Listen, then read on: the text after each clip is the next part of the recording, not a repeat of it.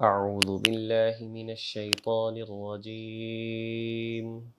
بسم الله الرحمن الرحيم. وإذ أخذ ربك من بني آدم من ظهورهم ذريتهم وأشهدهم على أنفسهم ألست بربكم قالوا بلى شهدنا أن تقولوا يوم القيامة إنا كنا عن هذا غافلين صدق الله العظيم. وَإِذْ أَخَذَ رَبُّكَ، اور اس وقت کو یاد کرو جب نکالا آپ کے پروردگار نے، من بنی آدم، بنی آدم سے، من ظہورہم ذریتہم، بنی آدم کی پشتوں سے ان کی اولاد کو، وَأَشْهَدَهُمْ عَلَىٰ أَنفُسِهِمْ، اور ان کو ان کے اپنے اوپر گواہ بنایا، أَلَسْتُ بِرَبِّكُمْ، کہ کیا میں تمہارا رب ہوں یا نہیں ہوں، قالوا، تو ان سب نے کہا، بلا، یقیناً آپ ہی ہمارے رب ہیں، شہدنا، ہم اس بات کی گواہی دیتے ہیں، ان تقولوا یوم القیامتی، اس وجہ سے کہ تم نہ کہو قیامت کے دن، انا کنا عن ھذا غافلین، کہ بے شک ہم تو اس سے بے خبر تھے، اس بات سے، اس عہد سے بے خبر تھے، او تقولوا انما اشرک آباؤنا من قبل، یا یہ کہ تم یہ بات نہ کہو، انما اشرک آباؤنا من قبل، کہ بے شک شرک کیا ہمارے آباء و اجداد نے ہم سے پہلے، وَكُنَّا ذُرِّيَّةً مِّن بَعْدِهِمْ، اور ہم ان کے بعد انہی کی اولاد ہیں، أَفَتُهْلِكُنَا، تو کیا آپ ہمیں ہلاک کر دیں گے، بما فعل المبطلون، جو ان باطل لوگوں نے کام کیے ہیں اس کی وجہ سے، وَكَذَلِكَ نُفَصِّلُ الْآيَاتِ وَلَعَلَّهُمْ يَرْجِعُونَ، اور اسی طرح ہم تفصیل سے نشانیوں کو بیان کرتے ہیں تاکہ لوگ واپس لوٹ آئیں، اللہ کی طرف رجوع کر لیں۔ اس آیت کریمہ میں اللہ تبارک و تعالیٰ نے ایک عہد کا ذکر کیا ہے کہ جو اللہ جل شانہ نے عرفات کے میدان میں ایک کونا، ایک جگہ جس کو معرۃ النعمان کہا جاتا ہے، وہاں پر حضرت آدم علیہ السلام کی پشت سے ساری کی ساری ارواح کو پیدا کیا، دائیں طرف ہاتھ پھیرا اصحاب الیمین پیدا ہوئے، بائیں طرف ہاتھ پھیرا اصحاب الشمال پیدا ہوئے، جو کہ چیونٹیوں کے سائز کے برابر تھے، اور ان میں سے کسی کا سائز تھوڑا سا لمبا تھا، کسی کا کچھ چھوٹا تھا، کوئی گورا تھا، کوئی کالا تھا، کوئی سرخ تھا، کوئی کیسا، کوئی چھوٹا، کوئی بڑا۔ حضرت آدم علیہ السلام نے پوچھا، یا اللہ یہ کیا ہے؟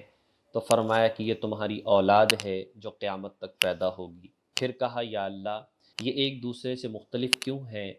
تو اللہ تبارک و تعالی نے فرمایا تاکہ شکر ادا کریں، امیر غریب کو دیکھ کر شکر ادا کرے، چھوٹا بڑے کو دیکھ کر شکر ادا کرے، بڑا چھوٹے کو دیکھ کر شکر ادا کرے، کالا گورے کو، گورا کالے کو دیکھ کر شکر ادا کرے۔ مطلب جو بھی اپنے اندر کوئی خوبی سمجھتا ہے، مثال کے طور پر کسی مالدار کو دیکھا کہ وہ گمراہی میں اپنے مال کی وجہ سے مبتلا ہو گیا تو غریب بھی شکر ادا کرے گا، اسی طرح سے کوئی بھی ہے تو ایک دوسرے کو دیکھ کر تاکہ شکر ادا کریں، اس لیے ہم نے ان کے اندر فرق رکھا ہے۔ تو اللہ جل شانہ نے ان سب کو جو ہے وہ پیدا فرمایا، جس نے بھی پیدا ہونا تھا۔ اللہ تبارک و تعالیٰ نے پھر ان سے ایک عہد لیا، الست بربکم، کیا میں تمہارا پروردگار ہوں یا نہیں ہوں؟ تو سبھی نے بیک زبان ہو کر کہا کہ آپ ہی ہمارے رب ہیں۔ اب سوال یہ پیدا ہوتا ہے کہ یہ عہد تو ہمیں یاد ہی نہیں، لیکن ایسا نہیں ہے، بہت سارے لوگ ایسے گزرے ہیں اللہ والے، صحابہ کرام میں سے بھی، جو یہ کہا کرتے تھے کہ ہمیں یہ عہد ایسے یاد ہے جیسا کہ آج ہی سن رہے ہوں۔ حضرت علی رضی اللہ تعالیٰ عنہ کے حوالے سے آتا ہے، فرماتے کہ مجھے یہ عہد اچھی طرح سے یاد ہے۔ اسی طرح حضرت ذوالنون مصری رحمۃ اللہ علیہ فرمایا کرتے تھے کہ مجھے ایسے یاد ہے جیسے آج ہی سن رہا ہوں۔ حضرت سہل بن عبداللہ تستری، حضرت اکبر محی الدین ابن العربی رحمۃ اللہ علیہ یہ کہا کرتے تھے کہ ہمیں یہ عہد یاد ہے۔ بہرحال بہت سارے لوگ ایسے بھی جو یہ کہتے کہ ہمیں یہ عہد یاد نہیں ہے، اور اکثریت ایسے ہی لوگوں کی ہے، لیکن اس سے کوئی فرق نہیں پڑتا۔ سب سے بڑی بات تو یہ ہے کہ اللہ فرما رہا ہے، سچے قرآن میں فرما رہا ہے، احادیث میں واقعہ موجود ہے، لہٰذا انکار کی تو گنجائش ہی نہیں۔ جہاں تک بات ہے یاد ہونے کی، تو بہت ساری باتیں ایسی ہوتی ہیں، ہم سوچیں کہ جب ہم پیدا ہوئے اور اس کے بعد سب سے پہلے ہم نے جو ہے بولتے ہوئے کسی کو دیکھا، اور اس کے بعد سب سے پہلے ہم نے بولنا شروع کیا، تو ہم نے کیا لفظ بولا ہوگا؟ یقیناً کچھ تو بولا ہوگا، کسی نے تو بولنا سکھایا ہوگا۔ وہ کون تھا؟ ہم نے کیا بولا تھا؟ ہمیں یاد نہیں۔ ہم نے سب سے پہلی چیز کیا کھائی تھی؟ ہمیں یاد نہیں۔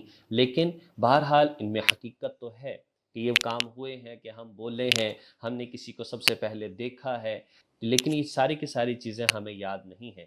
تو اسی طرح سے یہ بھی ہمیں یاد نہیں، لیکن اس کا ہونا برحق ہے کہ سبھی نے کہا کہ آپ ہی ہمارے پروردگار ہیں۔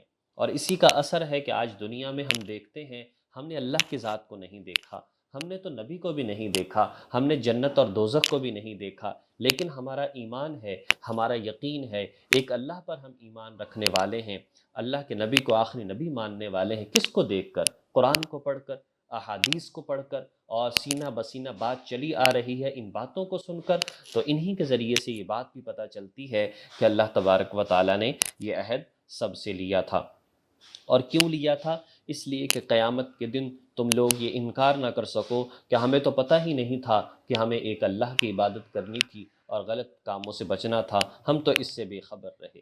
دوسرا، اس وجہ سے کہیں تم یہ بات کہنا نہ شروع کر دو ہم تو ایسے گھر میں پیدا ہوئے جہاں پر بت پرستی تھی، ہم تو کسی یہودی کے گھر میں پیدا ہو گئے، ہم تو کسی عیسائی کے گھر میں پیدا ہو گئے، ہم تو کسی گنہگار کے گھر میں پیدا ہو گئے، ہم نے علم حاصل نہیں کیا، ہمیں صحیح باتیں نہیں ملی۔ فرمائے اس انکار کی گنجائش نہیں ہوگی، یہ عذر قابل قبول نہیں ہوگا، اس لیے کہ اللہ تبارک و تعالیٰ نے ہر انسان کو عقل عطا فرمائی ہے، سمجھ عطا فرمائی ہے۔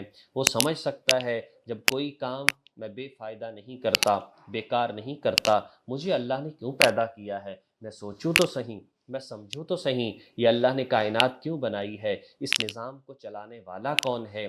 یہ پیدا کرنے والا کون ہے؟ یہ زندگی اور موت کا مالک کون ہے؟ یہ بارشوں کا نظام چلانے والا کون ہے؟ یہ سورج چاند ستاروں کو لانے والا کون ہے؟ یہ کائنات کس کے حکم سے چل رہی ہے؟ کوئی ایک انسان، کوئی مخلوق بھی تو ایسی نہیں جو یہ کہے کہ اس نظام کو ہم چلا رہے ہیں۔